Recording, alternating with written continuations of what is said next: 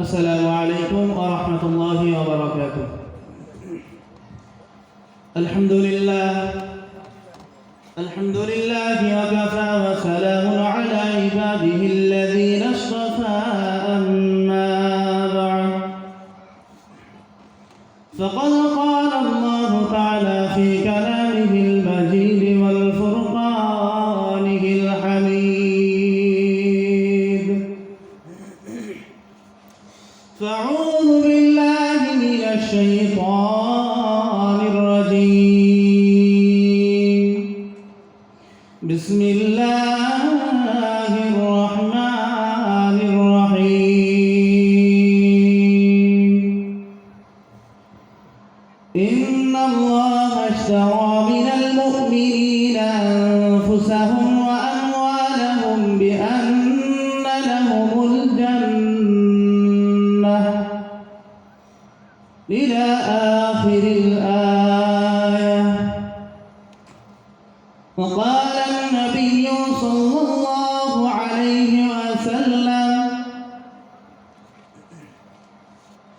لا إيمان لمن لا أمانة له، ولا دين لمن لا عاهد له، أو كما قال عليه الصلاة والسلام. وقال الله تعالى في شأن حبيبه مخبرا وآمرا: إن الله وملائكته يصلون على النبي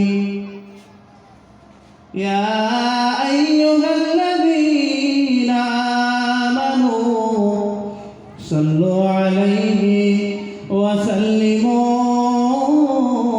تسليما.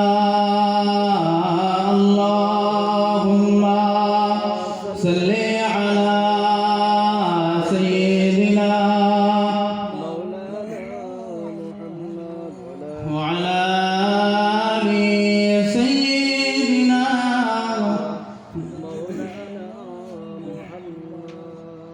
حب أحمد جلही सीने में है, हुब अहमद जलही सीने में है।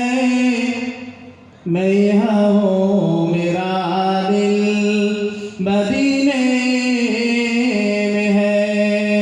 फूल को फूल कांटों में क्या हुस्न है, लुत्फ़ जन्नत से बढ़कर मदीने में है। अल्लाहुम्मा सल्ली अला सय्यिदिना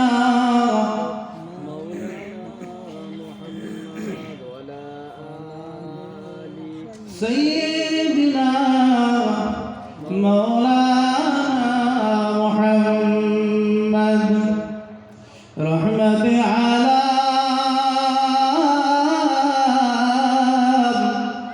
रहमत आला नूरे मुजस्सम। साहाबारा আতর বানাই ওই নবীর ঘাম। সাহাবারা আতর বানাই ওই নবীর ঘাম। রহমত আলা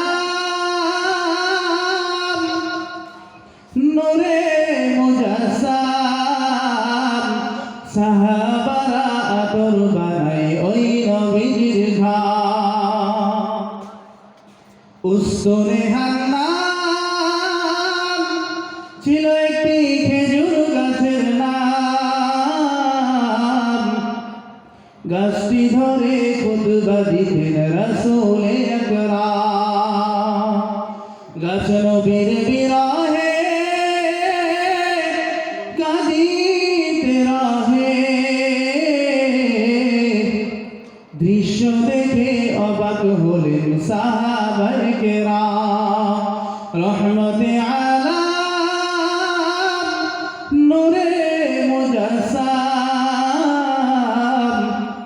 সাহা বারাআতুর বানাই ওই নবীজির ঘাম আল্লাহুম্মা সাল্লি আলা سيدنا مولانا محمد ওয়া আলা আলি সাইয়্যিদিনা مولانا مولانا محمد কলিমার জিকির লা ইলাহা ইল্লাল্লাহ লা ইলাহা ইল্লাল্লাহ লা ইলাহা ইল্লাল্লাহ মুহাম্মাদুর রাসূলুল্লাহ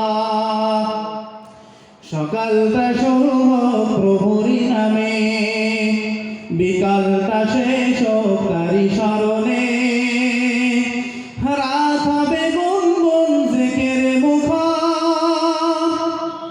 সুবহে সাদিকে ঝুঁকি স্মরণে সুবহে সাদিকে ঝুঁকি স্মরণে লা ইলাহা ইল্লাল্লাহ লা ইলাহা ইল্লাল্লাহ লা ইলাহা ইল্লাল্লাহ মুহাম্মাদুর রাসূলুল্লাহ সাল্লাল্লাহু আলাইহি ওয়াসাল্লাম।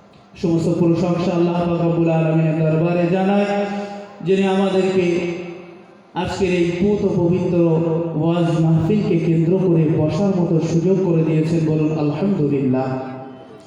তার উপরে যে নবীকে না সৃজন করলে আসমান জমিন চন্দ্র সূর্য গ্রহ নক্ষত্র আল্লাহ পাক কিছুই সৃষ্টি করতেন না, সেই নবী পাকের শানেও মানে সুদূর ভারতবর্ষের নপাড়ার জমিন থেকে দরুদ ও সালামের নজরানা জ্ঞাপন করে বলি সাল্লাল্লাহু আলাইহি ওয়াসাল্লাম।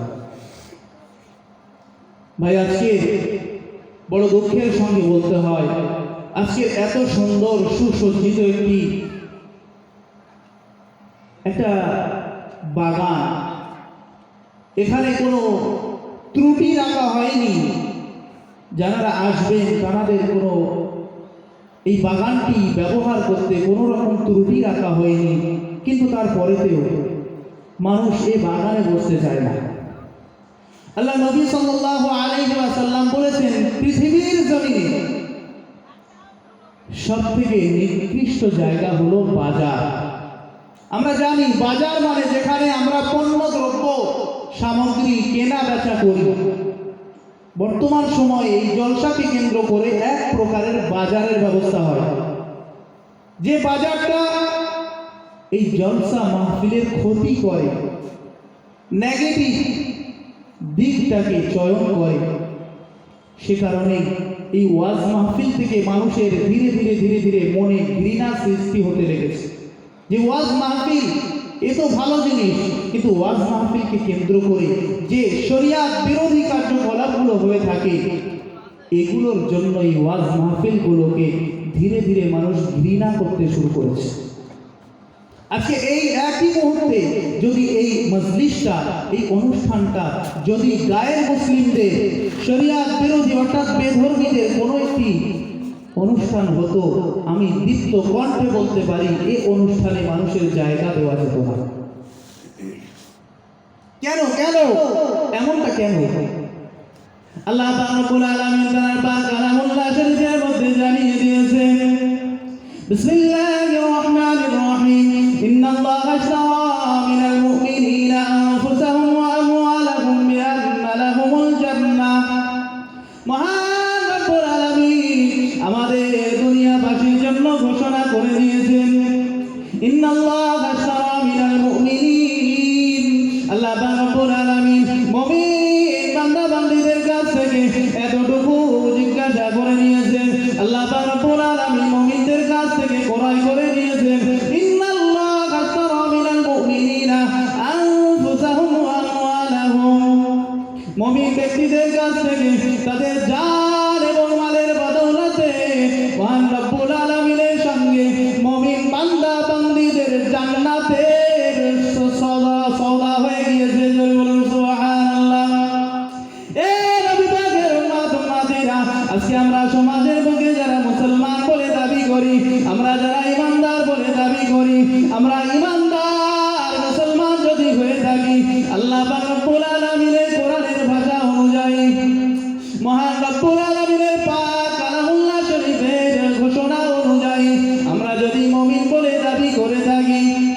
তাহলে আল্লাহ পাক রব্বুল আলামিন আমাদের কাছ থেকে আমাদের জানকে ক্রয় করে নিয়েছে, আমাদের মালকে ক্রয় করে নিয়েছে, বদৌলতে আল্লাহ পাক আমাদেরকে জান্নাত দেওয়ার সুসংবাদ দিয়েছেন। জোরে বলেন সুবহানাল্লাহ।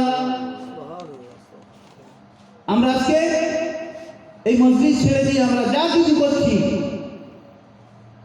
আমরা সব কিছু আল্লাহ পাকের সঙ্গে যে চুক্তি আমাদের হয়েছে সেই চুক্তির বিরোধিতা করছি।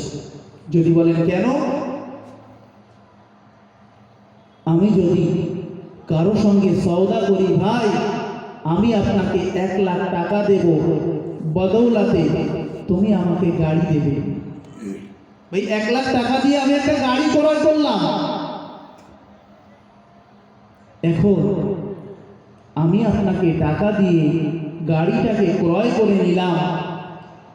এখন যদি আপনি আমার উপরে আঙুল ঘোরাতে থাকেন, আঙুল চালাতে থাকেন যে ভাই গাড়িটি তো ছিল আমার, অথচ তুমি টাকা দিয়ে কিনেছো তো কি হয়েছে, তারপরেও গাড়িটা আমি যেভাবে বলবো সেইভাবে তোমাকে চালাতে হবে। ভাই কেউ মেনে নেবেন? টাকা দিয়েছি যখন, আমি গাড়ি কিনেছি আমি, তো যার কাছ থেকে কিনে নিয়েছি তার কথা অনুযায়ী আমি গাড়ি চালাতে যাব কেন?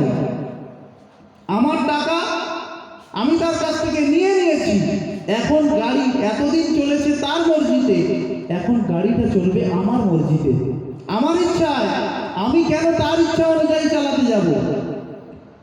আজকে আমরা আল্লাহ পাকের সঙ্গে যে সওদা করে নিয়েছি, ক্রয় বিক্রয়ের মামলা করে নিয়েছি, আল্লাহ পাক বলেই দিয়েছেন, হে মুমিন বান্দা বান্দি, তোমরা তোমাদের জান এবং মাল আমার জন্য করে দাও, আমি বদৌলতে তোমাদেরকে জান্নাত দিয়ে দিলাম। এখন আল্লাহর সঙ্গে ক্রয় বিক্রয় করে নিলাম, নিয়ে আবার আমরা আমাদের জান মালটাকে নিজের মতো করে ব্যবহার করতে শুরু করেছি। প্রিয় নবী জনাবে মুহাম্মদুর রাসূলুল্লাহ সাল্লাল্লাহু আলাইহি ওয়াসাল্লাম, আল্লাহ পাক রব্বুল আলামিন তাকে যখন নবী হিসাবে বানালেন, তাকে নবুয়ত দান করার পরে তিনি ইসলামটাকে প্রচার করার জন্য, ঐক্যের কলেমাটাকে প্রচার করার জন্য বেঈমান বেদিনদের শত শত জ্বালা যন্ত্রণাগুলো তিনি সয়ে নিয়েছিলেন।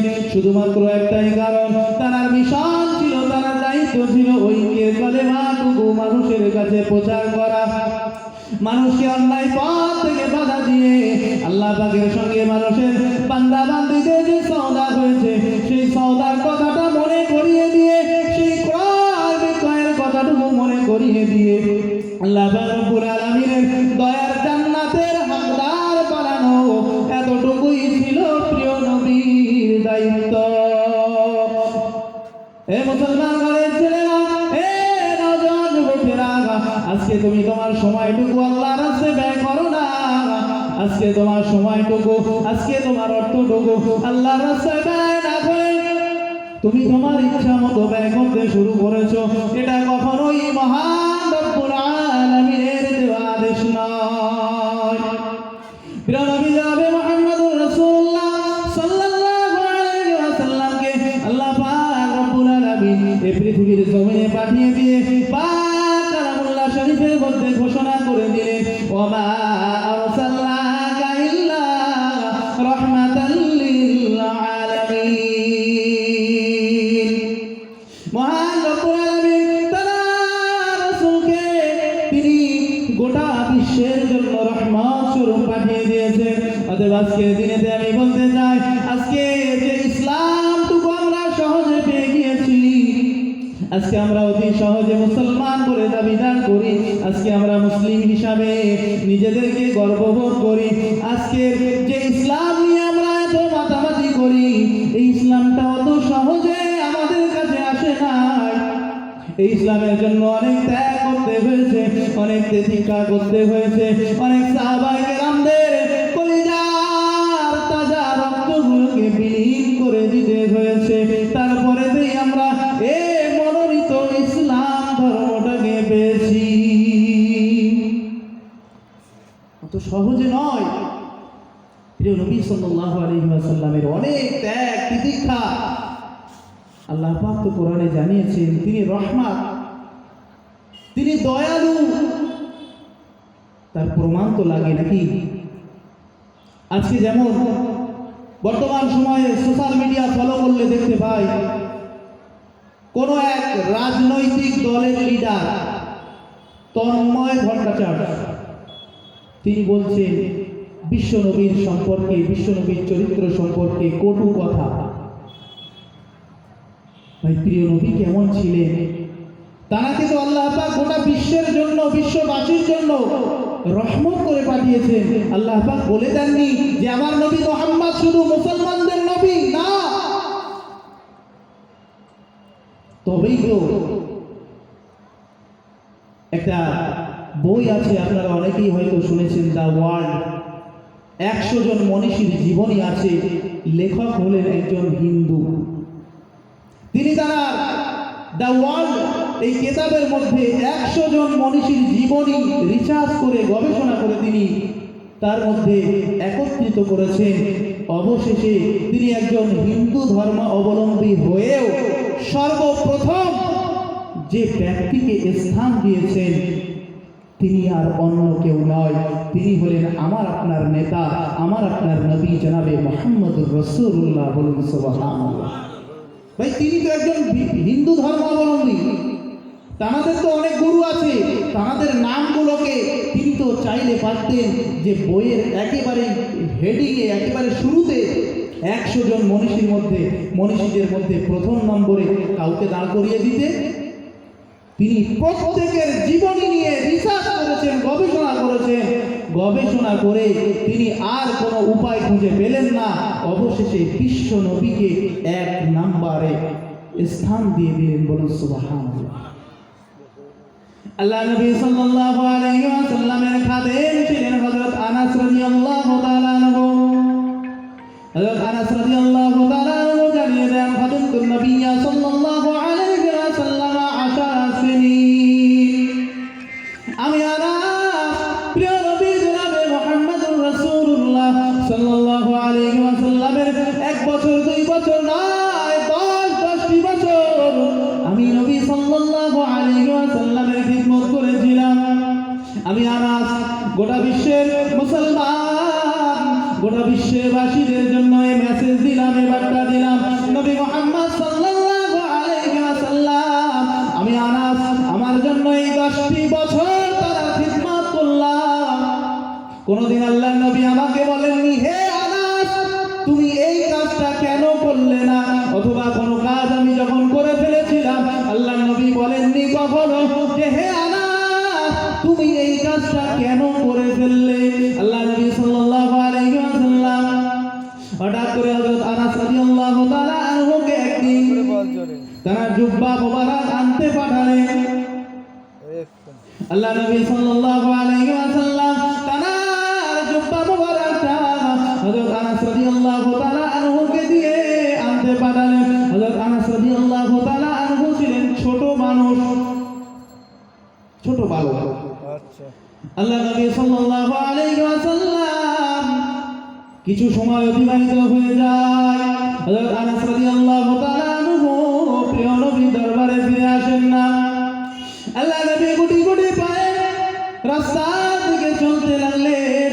অবশেষে তিনি দেখতে পেলেন কোথায় যেন খেলা হয়, কোথায় খেলা হয়। হযরত আনাস রাদিয়াল্লাহু তাআলা আনহু ওই খেলার ময়দানে দাঁড়িয়ে দাঁড়িয়ে খেলা দেখছেন। আনাস রাদিয়াল্লাহু তাআলা একদম ছোট বালক ছিলেন। তাকে আল্লাহ নবী পাঠিয়েছেন জুব্বা আনতে।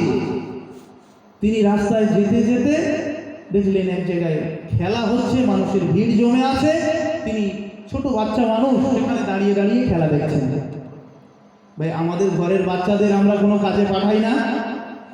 আমরা যখন কাজে পাঠাই, কোনো দোকানে বা কোনো জায়গাতে পাঠাই, আমাদের বাচ্চাগুলোও তেমন করে তো, সঙ্গী পেলে তারা খেলায় লিপ্ত হয়ে যায় তো।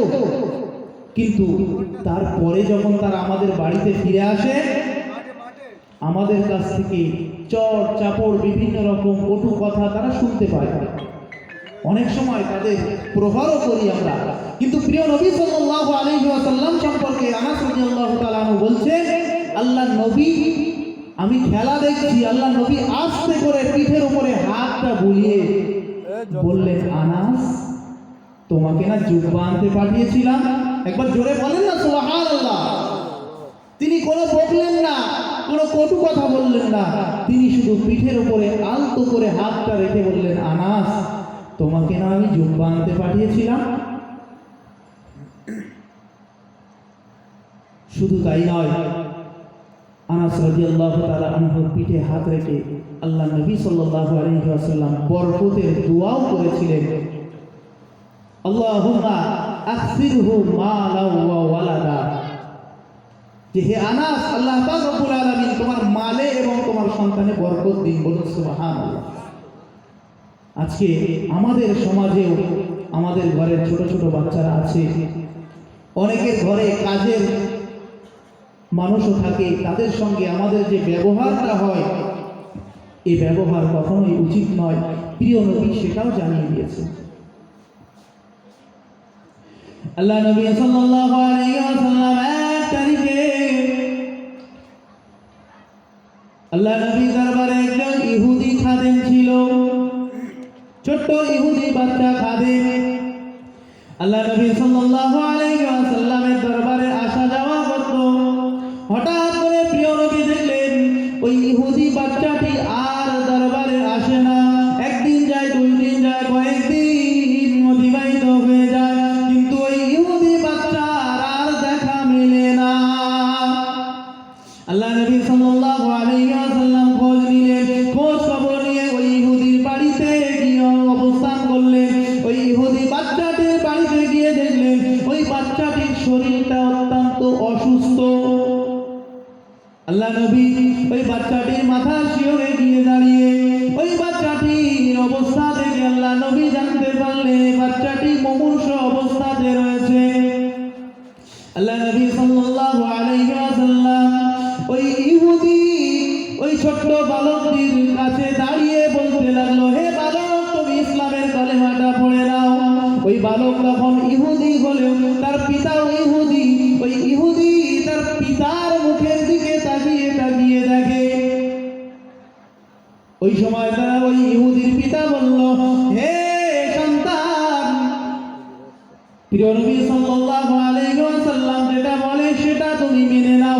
এই কথাটা শোনার সঙ্গে সঙ্গে ওই ইহুদি বালকটি মৃত্যুর পূর্ব মুহূর্তে প্রিয় নবীর সঙ্গে ঈমানের কালেমা পড়ে মুসলমান হয়ে গেলেন। নারায়ে তাকবীর, একটু জোরে তাকবীর দেন না। নারায়ে তাকবীর। সিলসিলায়ে হক ফুরফুরা শরীফ, সিলসিলায়ে হক ফুরফুরা শরীফ। নারায়ে তাকবীর। আলহামদুলিল্লাহ, আমাদের মধ্যে আমন্ত্রিত ওলামায়ে কেরাম হযরত এসে উপস্থিত হয়েছে। আপনারা এখনো যারা এদিকে ওদিকে ঘোরাঘুরি করছে, আপনারা বিলম্ব না করে অতি শীঘ্র মজলিসে এসে বসে যান। সকলে দরুদ শরীফ পড়তে থাকুন। আল্লাহুম্মা সাল্লি আলা